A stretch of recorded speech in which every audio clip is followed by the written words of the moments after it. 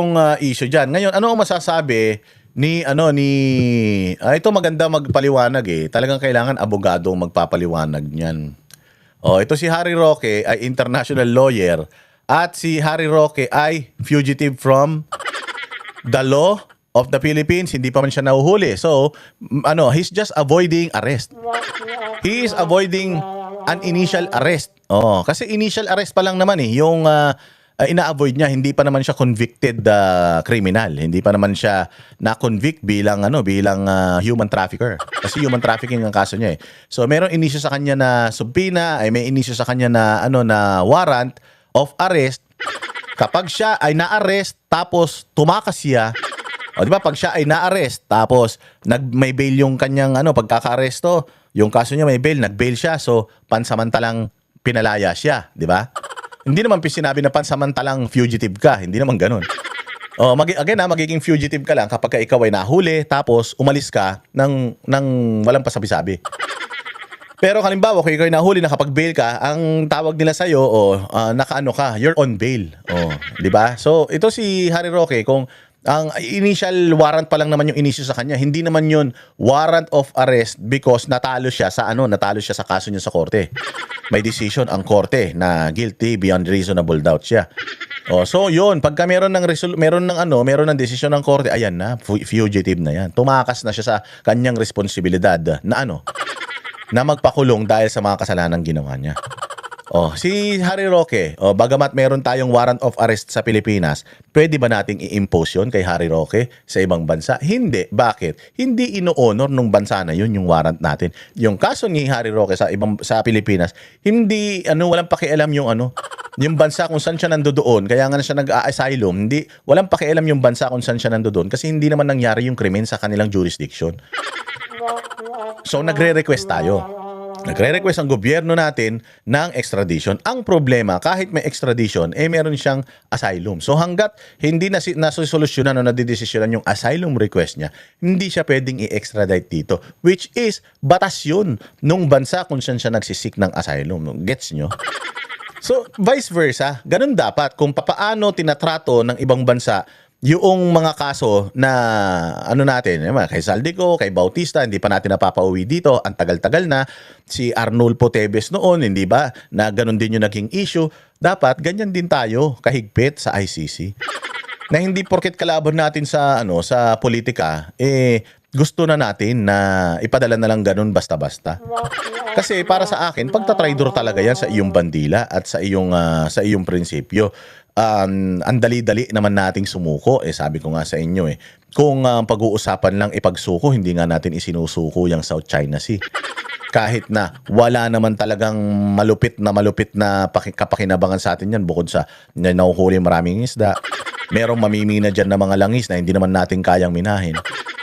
Hindi natin gini-give up yun Oo, kasi itong mga Pilipino, kahit nakalaban mo, kasi ako if ever si Marcos magkaroon ng kaso sa ICC, which is hindi naman talaga pwede. If ever lang, for the sake of conversation, si Bongbong Marcos gustong kunin ng ICC. Kung ako presidente, hindi ko din ibibigay. Kasi kailangan dumaan sila sa tamang proseso. Pilipino yan Akin yan Kalahi ko yan Tapos ibibigay ko sa inyo basta-basta. Yung mga gumawa nga ng krimen ng mga Pilipino sa ibang bansa, nabibitayin na tinatry natin pauwiin sa Pilipinas. Tapos tayo magpapadala tayo ng kalahi papunta sa ibang bansa. O pakinggan natin itong panayam kay Harry Roque. May paliwanag niya sa inyo. Ano yung ibig sabihin nitong TRO na ito? Ito na hindi po sila naglabas ng TRO. Ibig sabihin po ba nito, pwede na nilang arestuhin ng mga law enforcer itong si Senador Bato po? Well, tama po kayo, no? Walang TRO na issue, bagamat hindi pa na-issue ng Korte Suprema yung mga kadahilanan kung bakit hindi nag-issue ng TRO. At hindi ito unanimous decision. Kung ako hindi nagkakamali, 951 ang desisyon. Ibig sabihin, bagamat merong mayorya na sumuporta sa hindi pagbibigay ng TRO, marami rin na nagsabi na dapat magbigay ng TRO, no?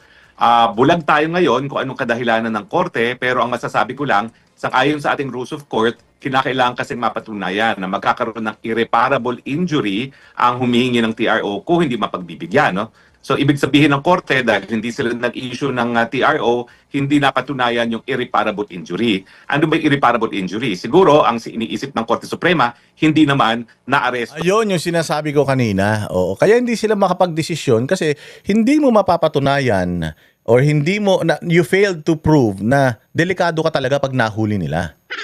Kasi hindi ka naman nila nahuli. Wala kang basihan. Pero magandang argumento sana dito na ang basihan po namin yung nangyari kay Pangulong Duterte na ipinadala na siya doon. Pagdating mo kasi doon sa The Hague, wala na lalo na kahit mag-issue ang Supreme Court halimbawa doon sa mga TROs or mga certioraries na final nung inaaresto pa lang si Pangulong Duterte. Kahit desisyon sila na mali yung manner ng pag-aresto sa kanya, hindi dumaan sa tamang proseso, therefore illegal yung arrest. Do you think iuwi ng ICC si Pangulong Duterte dito sa Pilipinas? Kahit Pilipino siya? Kahit i-request natin na umuwi, tayo nga bring him home tayo ng bring him home. Pero even if the courts here will request for President Duterte to be brought back to the Philippines, the ICC will not honor it. Why? Because we are superior. Ganun sila eh. We are superior. Hindi, kami, mas mababa kayo sa amin. I-request nyo lang hanggat kaya nyo, hanggat gusto nyo i-request. It's still up to us whether pagbibigyan namin yung request nyo or not. Nandito na siya eh. That's the main goal. Ganun po yun. Masasaktan tayo kapag ganun. Di ba nag-issue ang Supreme Court tapos hindi in-honor ng ICC. Tapos ang sasabihin nyo, kasi nga yung batas natin doesn't apply sa International Criminal Court. Ayun na nga. So dapat ganun din tayo, pinoprotektahan din natin yung interest natin. Yung batas ng ICC dapat hindi rin agad-agad imposable at ipinapatupad na kagad, implementable dito sa Pilipinas. Kasi parang inamin mo na mas magaling sila kaysa sa iyo eh. Hindi pwedeng ganun. Ang tagal-tagal na nating inaapi tayo ng mga ibang lahi, pinaglaban ng mga ng mga ninuno natin, yung ating soberanya at yung ating pagiging independent. Tapos papayag tayo na mas magaling ang ICC kaysa sa atin na mas magaling yung mga yung mga abogado o huwes nila sa ICC kaysa dito sa Pilipinas. So itong si Senator Bato, no? So walang irreparable injury kung hindi sila mag-i-issue ng TRO dahil nananatili pa ring malaya itong si Senator Bato. Yan naman po ay haka-haka ko lamang dahil wala pang desisyon ng Korte Suprema, no? Antayin po natin ang desisyon dahil lininaw ng Korte Suprema na ang desisyon nila ay para lamang sa TRO at maglalabas talaga sila ng decision on the merits. Now, alam nyo, limitado rin ang masasabi ko kasi ako yung abogado ni Congressman Pulong Duterte dito sa isa sa, kung hindi ako nagkakamali, 3 petisyon na nakabinbin o 4 na petisyon na nakabinbin sa Korte Suprema ngayon. No? At inaasahan natin na yung desisyon ng Korte mismo ang magbibigay linaw kung talaga bang pwedeng ma-serve ang warrant of arrest na inisyu ng ICC na hindi dumadaan sa lokal na hukuman o yung issue rin na yung bago bang promulgated rules on extradition na ang Korte Suprema mismo ang nag-promulgate ay applicable pagdating sa ICC. Antayin po natin ang desisyon. Ang mensahe ng Korte Suprema, magdidesisyon kami, lahat ng partido, antayin ang desisyon. Opo, meron kasi doon sa huli, dalawa kasi itong press release nila, merong Tagalog at English, no? Sa Tagalog, para madaling maintindihan natin mga kababayan, merong mga kataga dito na sinabi ang Korte Suprema, ang buong resolusyon at mga separate concurring o magkahiwalay na sumasang-ayon at dissenting opinion o hindi sumasang-ayon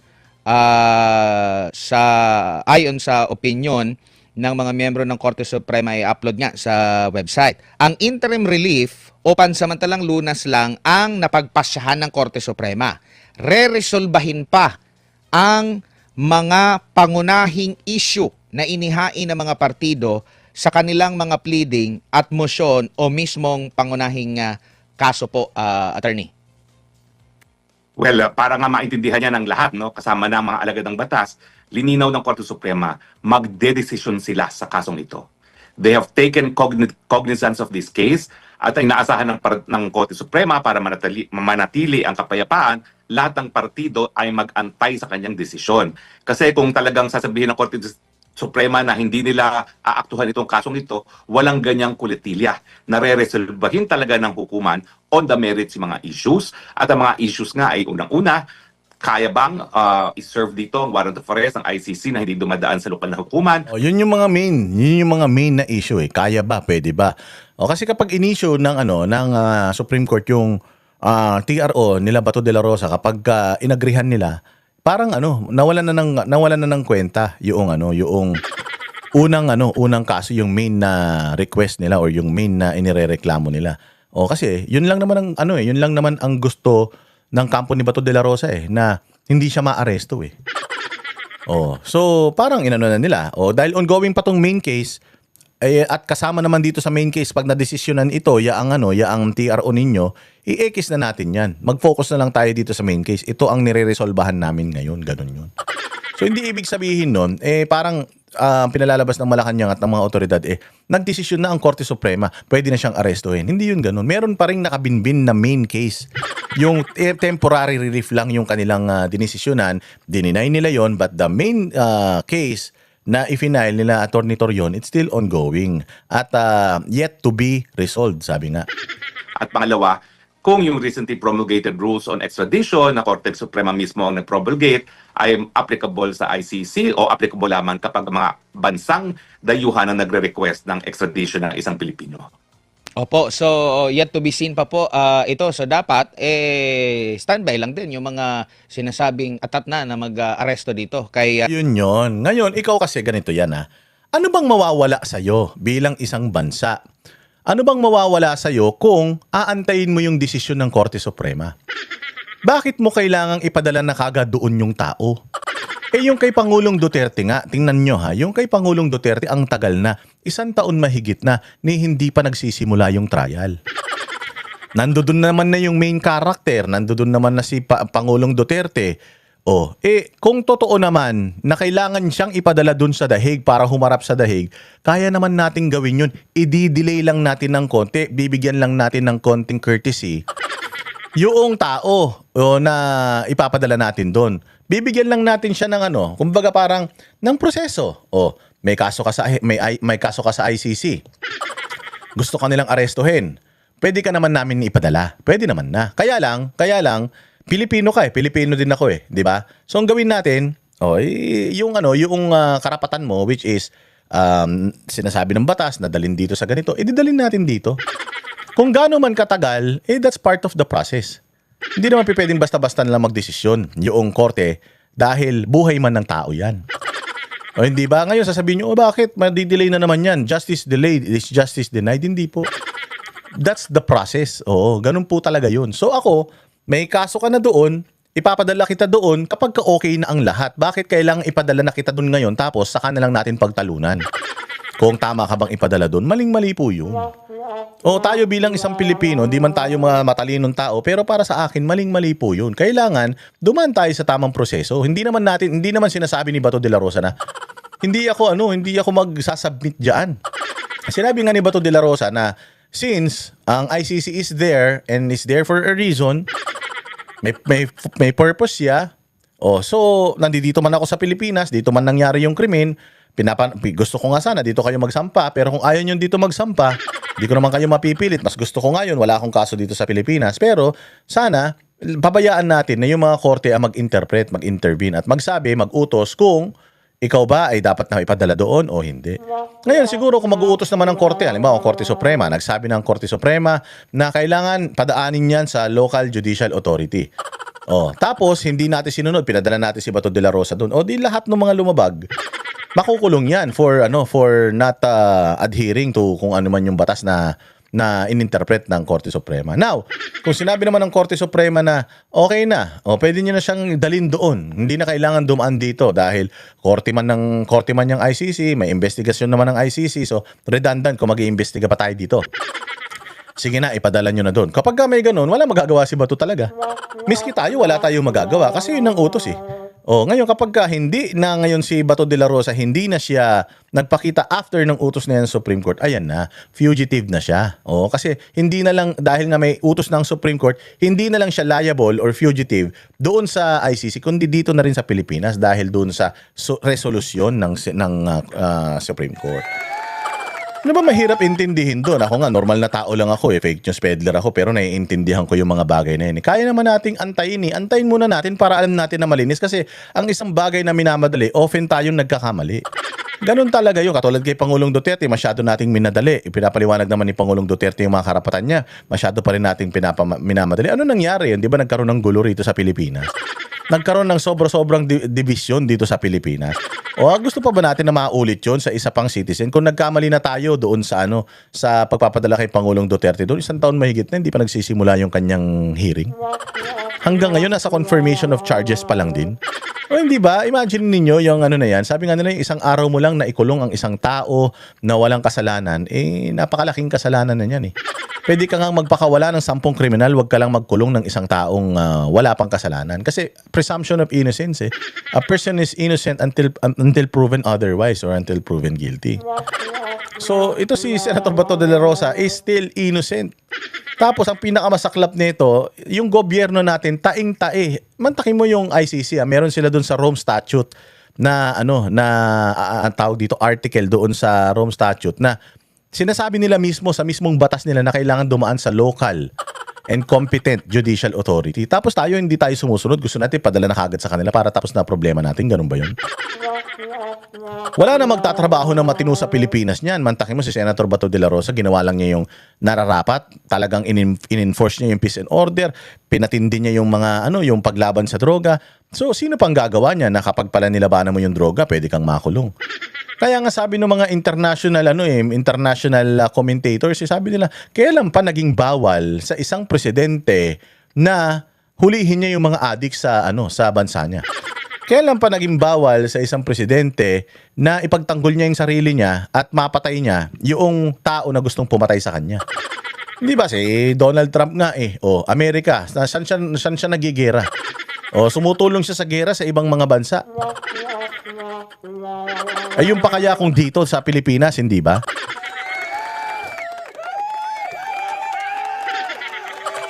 Si Pangulong Duterte, nilabanan niya ang korupsyon.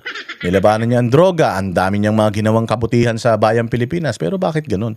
Bakit parang lumalabas, siya pa yung pinakulong? So ganun na ba talaga?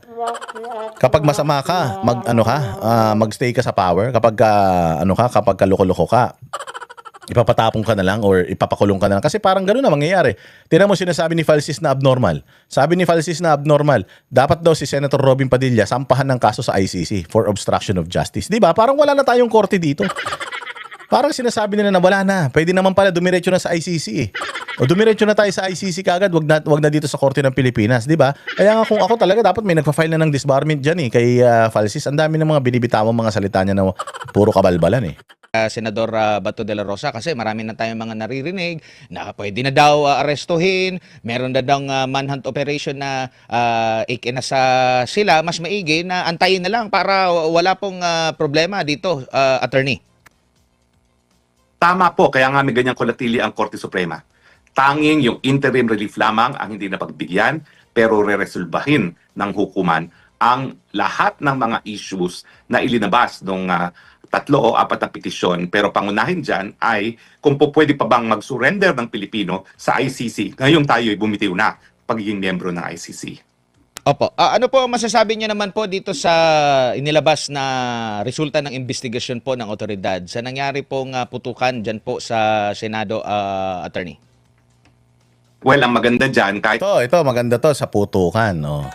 Magaling to si Harry Roque sa putukan.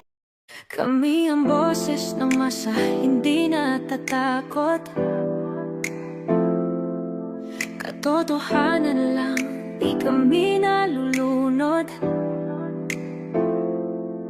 Walang bahid ng sismis, lahat ay totoo. Kahit sino ka pa, pag mali ka babanatan ka. Walang pinipili kulay, wala kaming kinikilingan. Basta para sa bayan, kami lalaban. Pagtama palakpakan, pag mali banatan. Di matitinag, di matatakot, para sa bayan tuloy ang sigaw. ka, walang halong takot. Mga baluktot, lahat kayo'y tutumba. Ang hustisya at totoo, yun lang ang mahalaga.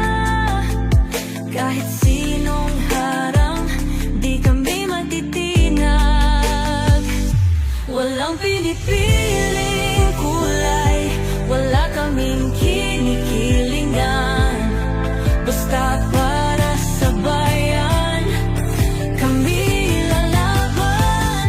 Pag tama palakpakan, pag mali banatan. Di matitinag, di matatakot, para sa bayan tuloy ang sigaw. Kung nasa tama ka, ikaw ay aming kasama. Pero pag mali ka, handa ka na bang mabasag? Banateros kami, walang inuunan. Dahil bayan muna, bago ang sarili.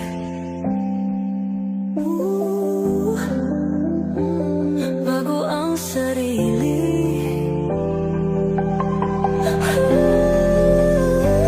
Pag tama palakpakan, pag mali banatan.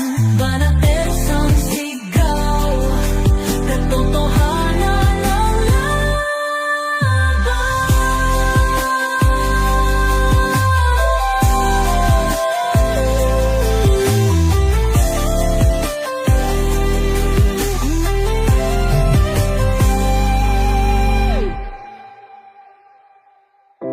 sa harap ng kamera, walang